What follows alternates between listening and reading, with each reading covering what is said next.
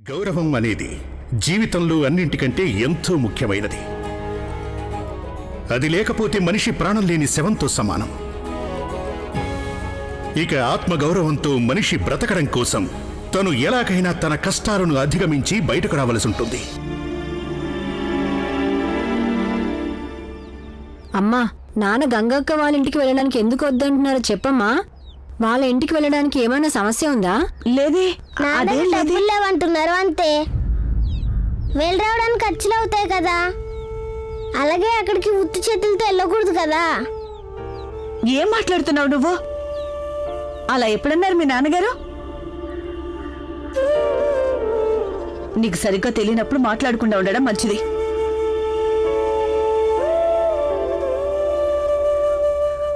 ఏమైంది భీమా? ఎక్కడికి వెళ్తున్నావు? నాన్నగారితో మాట్లాడడానికి. అరే నేను చెప్పేది విను భీమా. అదేం అవసరం లేదు, నేను చెప్పేది విను భీమా. ఇప్పుడు భీమా ఆయనతో ఏం మాట్లాడతాడా?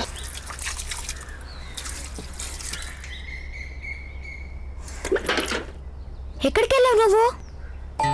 చెప్పాను కదా నీకు, ఇంటికొచ్చి మా గురించి చెప్పమని, ఆడుకొని వస్తామని. మనం ఇలా చేయలేదంటే గనక ఇక స్కూల్ ఫీజు ఎలా జమ చేయగలని చెప్పు. నువ్వు చేసిన దానికి మొదటి రోజు దొరికిపోయేవాళ్ళం. నేను వాయిద్యాలు నేర్చుకోవడానికి వెళ్ళాను. నేను ప్రతిరోజు నేర్చుకుంటాను, డబ్బులు కూడా సంపాదిస్తాను. అన్నయ్య, ఈ వాయిద్యాలు నీకేదో రోజు వాయించేసా చెప్తున్నా.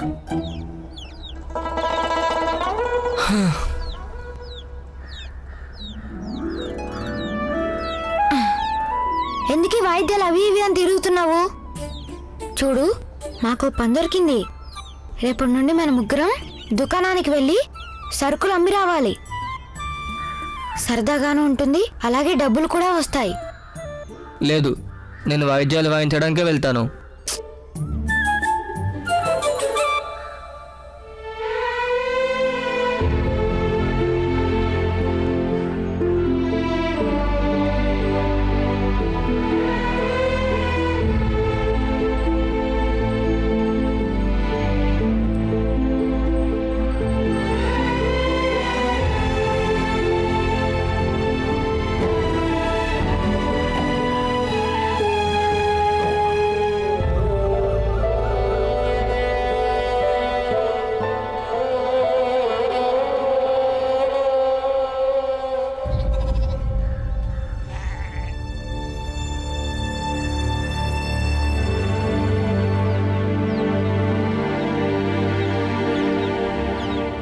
నానా,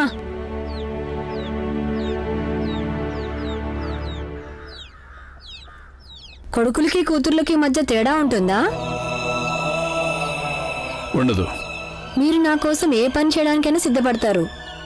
మరి గంగక్క సంతోషం కోసం ఎందుకు ఏమీ చేయరు?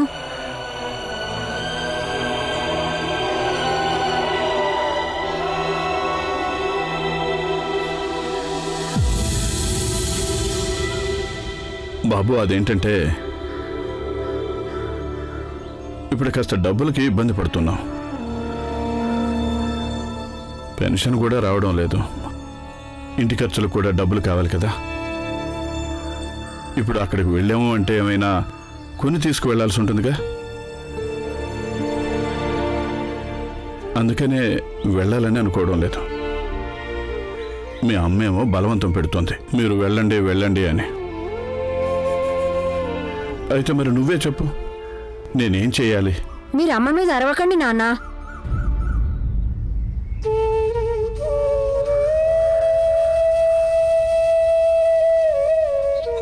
లేదు, నేను అరవలేదు బాబు. తను పిచ్చిదానిలాగా మాట్లాడుతూ ఉంది.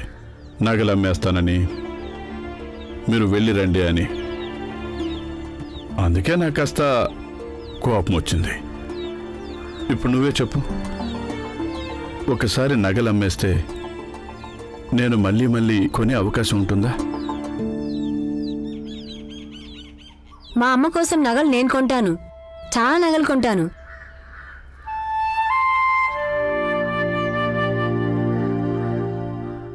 మీరు ముందు గంగక్క వాళ్ళ ఇంటికి వెళ్ళండి చాలు. తనకి ఆనందంగా ఉంటుంది, అలాగే మనకి. నువ్వు అందరి గురించి ఎంతో ఆలోచిస్తావు భీమ్. సరే, నేను వెళ్ళొస్తాను. సంతోషమా? లేదు. ఇప్పుడేమైంది? ఇప్పుడు మా భీమ్కి ఇంకేం కావాలి? ఏమీ లేదు. మీరు ఇంకెప్పుడు మా అమ్మ మీద అరవకుండా ఉండాలి. బంగారు నగల కంటే మా అమ్మ ఎంతో విలువైనది. సరే, ఇక అరవను.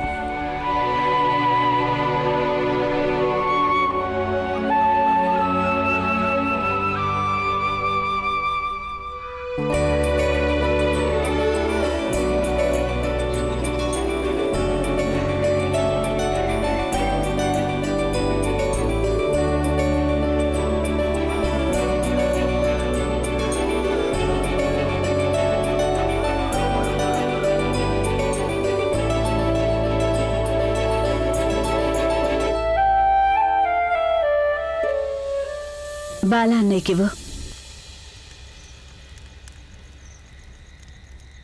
ఇక మొదలు పెట్టండి. ఒక్క నిమిషం ఆగండి. ఏమైందన్నయ్య? తినే ముందు నేను ఒకటి చెప్పాలి. ఏమైంది? భోజనం బాలేదా? లేదు, అటువంటిదేమీ లేదు. భీమాబాయి, నేను నీకు ఒకటి చెప్పాలి. చెప్పండి, విషయం ఏంటి?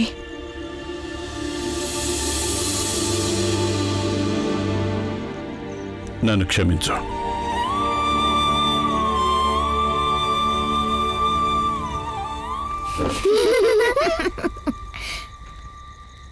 నా కొడుకు భీమ్ నాతో చెప్పాడు, వాళ్ళమ్మ బంగారం కంటే విలువైంది అని.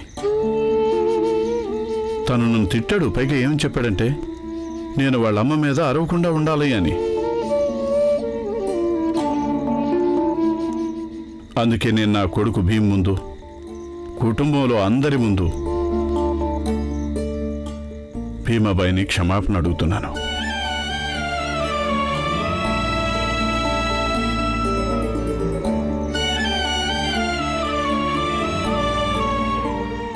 అంతేనా భీమ్? అంతే నాన్న. ఏంటండి మీరు? నన్ను భయపెట్టేశారు.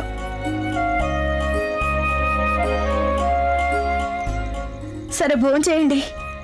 ఇందులో తప్పే ఉంది అసలు. మన భీమరావు పెద్దవాడయ్యాక, తనకు కూడా పెళ్ళయ్యాక, అప్పుడు తను తన భార్యని ఏ పరిస్థితుల్లోనూ తిట్టాడు. అంతే కదా భీమ్? ఒకవేళ పొరపాటును తిట్టినా వెంటనే క్షమాపణ చెప్పడం మొదలు పెడతాడు. అవును భీమ్, నువ్వు ఒక బాధ కొని పెట్టుకో, దాంతో నువ్వు క్షమాపణ అడగచ్చు.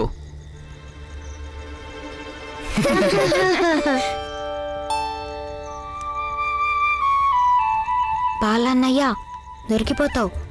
ముందు బాజా నుండి బయటికి రా.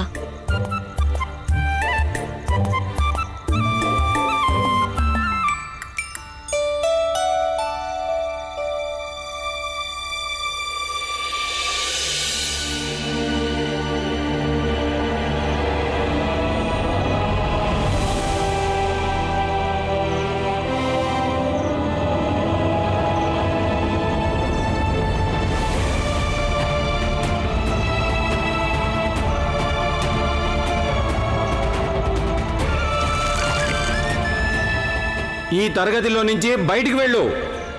నువ్వు మాతో ఆడడానికి వీల్లేదు. జాగ్రత్త, ఈసారి మా ఆటలోకి వచ్చావంటే అస్సలు ఊరుకోము. మీలాంటి వాళ్ళు ఈ కుండలో నీళ్లు తాగడానికి వీల్లేదు. నేను నీ జుట్టు కత్తిరించను. వెళ్ళా, పో ఇక్కడి నుంచి. నా కొడుకుతో కలిసి వాళ్ళు ఎలా చదువుతారు?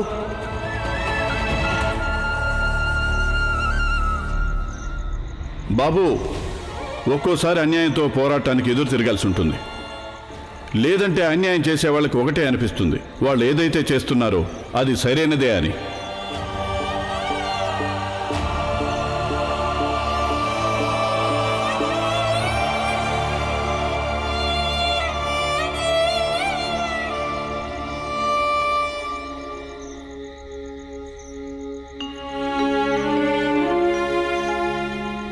ఇంత రాత్రిపూట ఇక్కడేం చేస్తున్నావు?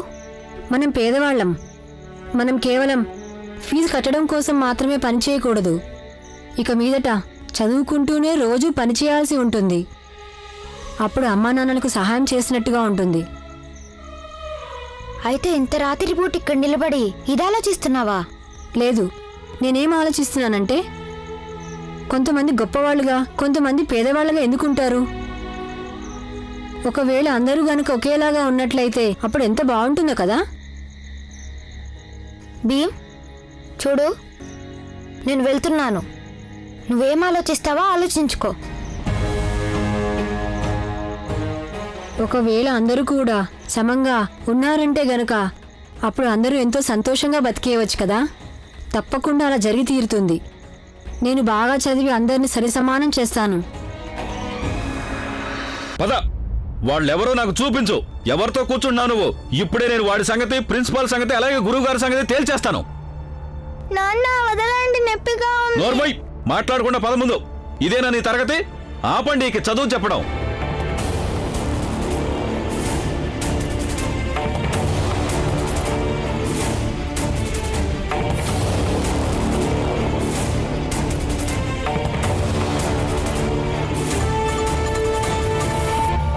వాళ్లేనా వీళ్ళిద్దరూ? వీళ్లతో నిన్న నువ్వు కూర్చునేది? చెప్పు. ఏమైంది? ఏంటి విషయం? మీకు తెలియకపోతే మధ్యలో మాట్లాడకుండా ఉండండి. వీళ్ళిద్దరిలో ఎవరు వాడు? నువ్వా లేక నువ్వా? నా కొడుక్కి ఏవేవో చెప్పింది ఎవరు? మేమిద్దరం అన్నదమ్ములం బాబాయ్. ఎవరిని నువ్వు బాబాయ్ అని పిలుస్తున్నావురా? అయినా గురువుగారు, నా కొడుకు వీళ్ళిద్దరితో కలిసి కూర్చుంటున్నాడు. అయినా మీరు ఆపలేకపోయారు. కానీ ఇప్పుడు అడుగుతున్నారా ఏమైంది అని? మీరు శాంతించండి. నేను జాగ్రత్త తీసుకుంటాను. జాగ్రత్త తీసుకోండి. నా కొడుకు వీళ్ళిద్దరితో కలిసి కూర్చోకూడదు. ఇదిగో చూడండి, మీరిద్దరూ మీ అర్హతకు తగ్గట్టుగా స్నేహం చెయ్యండి. ఈసారి నేను మాటలతో చెప్పను, కొట్టి కొట్టి చర్మం ఒలిచి చేతిలో పెడతాను. అర్థమైందా?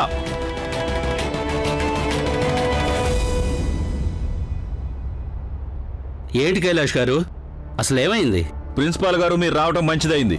మీకు నేను ఒక విషయం చెప్పాలనుకుంటున్నాను. ఒకవేళ ఈ స్కూల్ నడపాలనుకుంటే మీరు కులభేదాలు తెలుసుకుని నడిపితే చాలా మంచిది. అలాగే ఈ పిల్లలకు కూడా తెలిసేలా చెప్పండి. ఆ తర్వాతే మీరు ఈ స్కూల్ని సవ్యంగా నడపండి.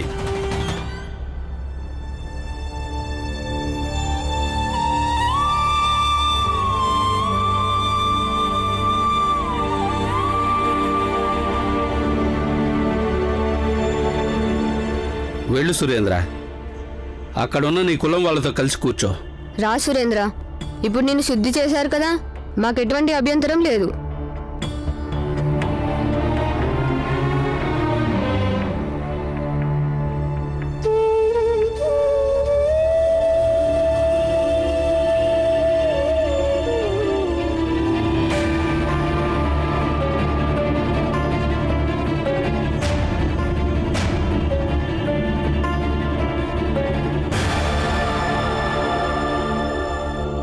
మళ్ళీ అక్కడే కూర్చున్నావా నువ్వు?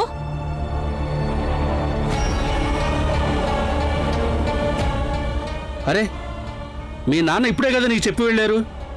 ఎక్కడ కూర్చోవాలో ఎక్కడ కూర్చోకూడదో నీకు తెలీదా? భీమ్, ఆనంద్ నా స్నేహితులు. నేను వీళ్ళ పక్కనే కూర్చుంటాను. మా నాన్నకి ఎవరు చెప్తారో చెప్పుకోండి.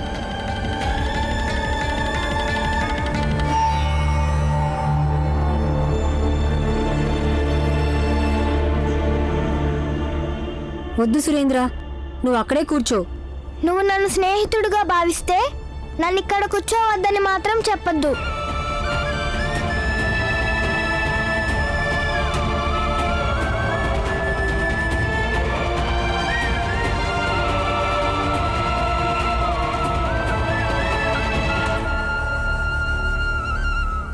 రామ్జీ ఇంటికి వెళ్ళి ప్రిన్సిపల్ ఇప్పుడే అతన్ని రమ్మన్నారని చెప్పు.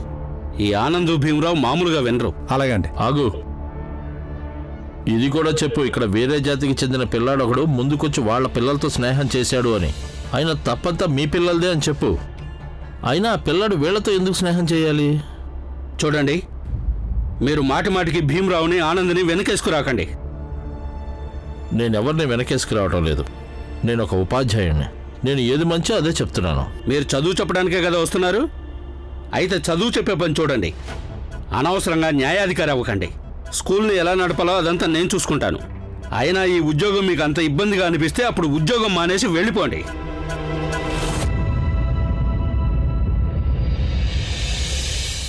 సరే,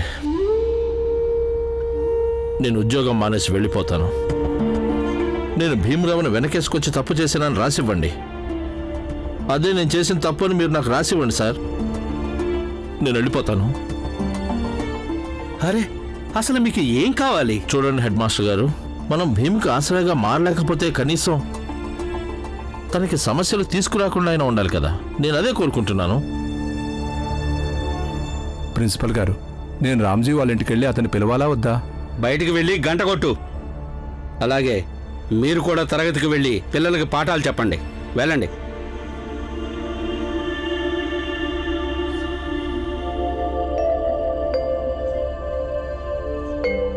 నాన్న, ఇది అక్కకి ఇవ్వాలి.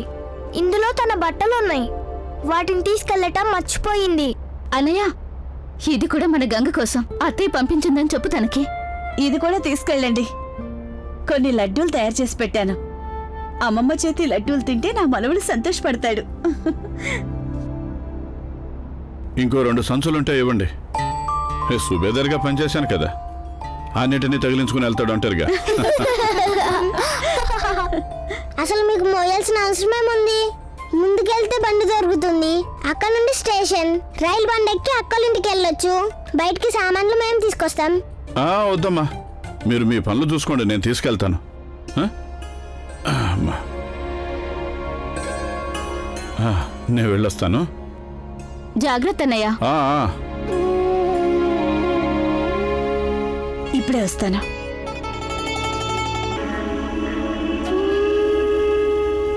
ఒక అన్నా ఇచ్చి బండి ఎలా ఎక్కాలి?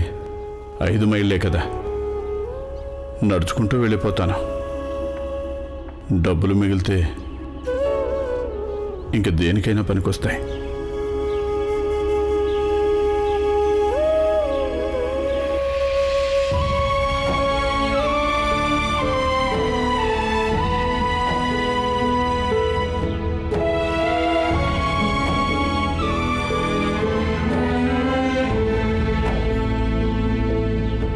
ఆగండి.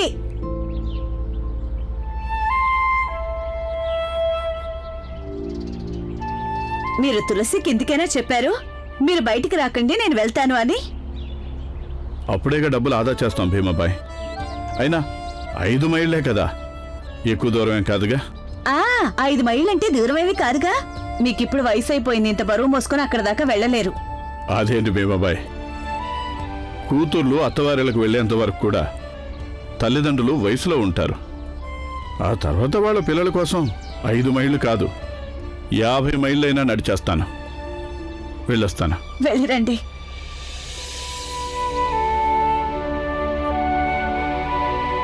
ప్రతిసారి నా నోరు మూయించడానికి మీరు ఏదో ఒకటి ఇలాగే చెప్తూ ఉంటారు. మీరు ఎంత మంచి భర్తో, అంతకంటే 1000 రెట్లు మంచి తండ్రి. సురేంద్ర, నువ్వు మాతోనే కూర్చుంటానని ఎందుకు అలా మొండికేశావు? ఈ విషయం గనుక మీ నాన్నగారికి తెలిస్తే నువ్వు మళ్ళా ఇంకోసారి శుద్ధి చేయించుకోవాల్సి వస్తుంది. అయితే చేయించుకుంటాను. ఏమైంది?